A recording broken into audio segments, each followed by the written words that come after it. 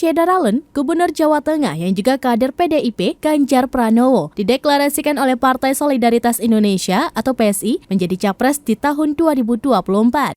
Ketua Badan Pemenangan Pemilu atau Bapilu PDIP Bambang Wuryanto atau Bambang Pacul tidak mempermasalahkan ketika Ganjar dideklarasikan menjadi capres. Karena menurutnya hanya soal pemahaman organisasi, hal itu diungkapkan Pacul di Kompleks Parlemen Senayan, Jakarta pada Selasa 4 Oktober 2022. Wakil Ketua Dewan Pembina PSI, Grace Natali mengatakan pihaknya tetap mendukung Ganjar terlepas apapun keputusan PDIP nantinya. Grace menuturkan keputusan partainya mendukung Ganjar pada Pilpres 2024 berdasarkan hasil rembuk rakyat.